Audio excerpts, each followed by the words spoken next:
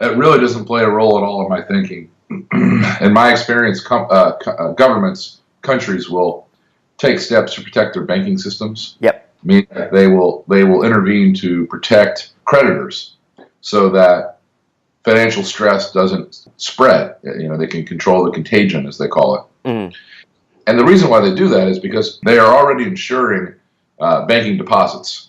Yep. So they basically, it's kind of like a forest fire scenario. You want to put the forest fire out before it spreads. So I can imagine, just for example, let's look at the extremely high number of BBB credits that have been issued in the last 5 years in the U.S. Mm-hmm. So normally BBB, which is the lowest tranche of investment grade debt, normally BBB makes up 10 to 15% of investment grade issuance. In the last cycle, BBB made up over 30% of the investment grade issuance. And what I can see is that, therefore, investment grade doesn't mean really what it used to. It has been degraded. Right. And the peak in default rate in the BBB space was in 2002, where you had 1% of BBB default. Now, investment grade debt is very important to understand, because investment grade debt is what's owned by other leveraged financial institutions. It's kind of the building block, if you will, of the entire paper money system. And without investment grade credit, you can't have the pyramiding effects that you get through credit expansion. So it's very important to the government that the BBB credit remain viable. So I can imagine, just as I'm throwing this out there, I can imagine a scenario where default rates in BBB reach 4 to 6%. So 4 to 5 to 6 times larger than they ever have been historically during the next credit contraction, which I believe is actually underway. So, and let's say in 2018 or 2019, you see default rates on BBB of 4 or 5%. That would threaten the entire banking system, because that would be something on the magnitude of $200 or $300 billion in credit defaults owned by leveraged financial institutions in the United States. And that kind of scenario, I can definitely imagine the government stepping in to save creditors in order to prevent the forest fire from spreading. But I don't believe that will have any impact whatsoever on the shareholders. And if you'll notice, we're suggesting hedging yourself in the equity part of the corporate structure, not in the debt. So, take for example the bailout of Bear Stearns, a leveraged financial institution, had a bunch of mortgages that went bad. It failed. The government saved the creditors. They got dollar on dollar for Bear Stearns credit. Right. The shareholders suffered a 97%, 98% wipeout. Mm-hmm. So even when the government intervenes in order to stop credit problems, it does not typically intervene to save shareholders. You could look at AIG, you could look at Fannie and Freddie, you could look at General Motors, you can look at all of the major corporations where the government stepped in to aid creditors and did nothing for shareholders. No, Peter, I'm completely apolitical. Yeah. I don't vote. I don't generally engage in political conversations. Mm-hmm. And the reason is that I find that it's completely irrelevant to my work as an analyst. And that upsets people on both sides of the political aisle, but nevertheless, I believe it's the truth. Look, you've got one candidate who says he's going to take 39% of my wealth. I've got another candidate who says he's going to take 33% of my wealth. Right. And it boggles my mind that the people out there, who say, I'm for this candidate or that candidate, there's not a hair's worth of difference between them. But man, you get a huge argument if you try to suggest that. Right. So look, you've seen a huge rally in stocks in the U.S. since Trump was elected. Yep. And I'm almost positive that fundamentally is because Trump is promising something that we haven't seen in America in a very long time, which is a enormous fiscal expansion.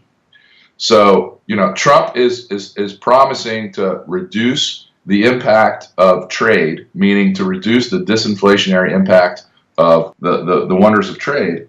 And he's promising to up the size of government dramatically in our country. And what's so funny to me is that if a Democrat had promised these same exact things, he would have been called a communist and a traitor by most of the people who read my newsletter. But just because it's a Republican who's saying it, then that makes it okay. These policies will be devastating in the long term to the United States. There is no evidence whatsoever that government deficit spending, when a government is already bankrupt, is beneficial to any economy. And if it were, then Zimbabwe would be Switzerland, and it's not. Are there any particular themes or sectors that could be compelling with Trump as a president, putting on your analyst cap as opposed to your political? Yeah, and you've already seen it. I mean, I think you're going to see. I think you're going to see base metals have an amazing run because the policies that Trump is promising would be decidedly inflationary. So you could have a big move in gold, you could have a big move in silver, you've seen a big move already in copper and in steel, and I think that those things will continue. Yeah, actually, that's a great question. My 9-year-old son came to me about 6 months ago, and he said, "Hey, Dad, how do you do a differential equation?" Okay. Well, that wasn't really a question I was prepared to answer, especially for a 9-year-old. So we visited the Khan Academy, and I was very excited that their website has been so greatly improved. I don't know if you know the story, Yes. but this fellow Khan was a successful venture capitalist, I believe, made some money, and then he was raising his children and wanted to do a better job educating them and wanted to integrate technology into learning. And so he started going into his closet and making these short videos and posting them. And then, lo and behold, Bill Gates found them and invested a bunch of money or donated a bunch of money to the Khan Academy, which is now like this really incredible online learning resource. And what's great about it is it takes a concept like algebra, for example, and it goes all the way from the very beginning of algebra, tells you the history of how it was created, and then teaches you step by step how to solve algebraic equations. And it's really neat because each video is only about 5 minutes long, and each video is only about one thing. So Right. you learn each little discrete portion, and you take a little test on it, and then once you've proven that you know it, you can go on to the next video. So it's really been an amazing tool, and for children that are extremely bright, it's just a wonderful resource for parents because. I mean, my child spent 3 hours on Saturday afternoon learning algebra, and I don't know how he could have done that without the Khan Academy. Yeah, I feel the same way about that as I do about religion. My son goes to a private school, St. Paul's, that was founded a long time ago by the Episcopal Church. And so there is still a veneer of religious doctrine that he is taught. And I kind of feel like, learning how economics really works and learning what's really behind religion and learning what's really behind economics that you're taught is all sort of like learning about Santa Claus. It's all something that you eventually figured out for yourself. So I'm not really worried about the Keynesian economics or the big government history he's picking up from Khan Academy. He will be wise enough to see through those that indoctrination when he's mature enough to understand it. Sure. I mean, human beings have a tremendous emotional response to fear. Tremendous. I know this as a marketer. And the biggest fear that every human being has is death. And people go to great lengths to find some comfort from this fear. And they have through all of history, and I'm sure they'll continue to do so. But I'm telling you, it's very interesting that most marketers who play upon the weak and their fears are despised in society. But for some reason, we allow certain people who play on those exact same emotions with the exact same kind of bullshit. We allow them to not only take enormous amounts of our wealth, we allow them to molest our children. We allow them to be free of many different social constraints. Somehow we, some people even allow them to lead them to suicide. I mean, there's all kinds of different varieties of these marketing promises and pitches, but it's all just total nonsense. Americans don't know anything about their own government, and they don't have any idea how much our founding fathers despised and feared democracy. And America was never meant to be a democracy, and that we have become almost a democracy is terrifying. Right. And I'd imagine, do you think that you could have the idea of like a free market state in correspondence with a republic? I guess that's the way that it could work in that idea. I understand what you're saying, and I think that ultimately, though, those efforts would all fail because the person who is willing to commit the most amount of violence is ultimately going to be the person or the persons who are in charge of the government. So you could try to establish a market-based government, and there are many places where you have something very similar. I would point to Singapore and Hong Kong as notable examples of places where the government is run in a market-based way. So, for example, I mean, Singapore is a fantastic example of this, right? They have peak load pricing on all of their highways. There is nothing in Singapore that is free. There is not a single penny of welfare, So it's a very market-driven government. But the reality is that Singapore wouldn't exist without the protection of the United States military. And if the United States government did not like the way that Singapore is being run, Singapore would change overnight. So again, I think that Doug's ideas and this idea that you could organize a government using the same processes that organize markets is deeply flawed, because it ignores the elephant in the room, which is whoever is willing to commit the most violence is the person who will eventually be in charge of the government. All right, Porter, let's try to end this off by asking you, what are like the top 5 books that anyone should read if they want to be as brilliant as you are? Oh, please. Come on, Peter. I'm far brilliant. Peter, that's a really great question. And off the top of my head, I will give you an answer. Sure. But let me say something before, as a preface. Okay. A preface to my answer, which is, I was speaking with Jim Grant last week. I don't know if you read Grant's Interest Rate Observer, but it's a beautiful newsletter. Okay. And he's a brilliant guy. And I asked him, how did you end up as a newsletter writer? And he said, well, I was always a bookworm. And that answer resonated with me. So I don't know why, but from the time I was about 5 or 6 years old, I read constantly. I wasn't interested in television, and I'm no athlete. So I spent a lot of time reading. I can remember skipping school to read books because I was so engaged in them. I didn't want to be parted from them. Right. And my parents, God bless them, they agreed that they would buy me any book I wanted. So I would go to the bookstore every week and I would buy 5 or 10 books, and I would read them and read them and read them. So my number one answer to this question is, it truly doesn't matter what you're reading. It just matters that you're reading. And if you want to get ahead in life, turn off the television, put down the Facebook, spend 4 or 5 hours a day reading. And again, it doesn't matter what you read. It just matters that you read.